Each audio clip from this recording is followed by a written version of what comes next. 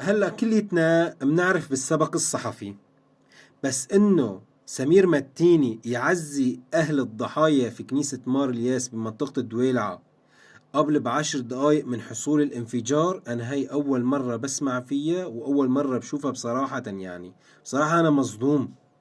يعني انت سمير متيني ادائك صدمني. يعني ما حدا بعرف بالغيب، الغيب عند الله بس. انت شلون زبطتها؟ شلون دبرتها؟ احداث مثل ليلى عبد اللطيف ما.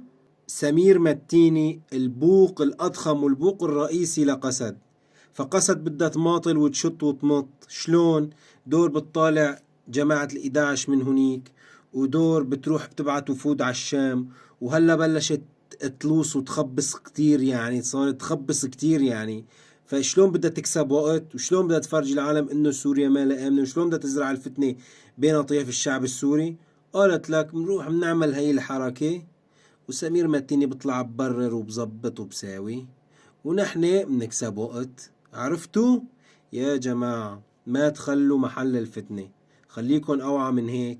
ونحن بعمره ما حدا فرق بيناتنا، وان شاء الله ما حدا رح يحسن يفرق بيناتنا، ولازم كليتنا نكون ايد وحدة. وبتمنى من الشرفاء الأحرار اللي بأوروبا وبألمانيا خاصة يجمعوا الأدلة والتقارير ضد سمير متيني ويسلموه للقضاء الألماني لحتى يمشوا بهاي القضية، لأن هاي القضية ما بينسكت عنها بنوب.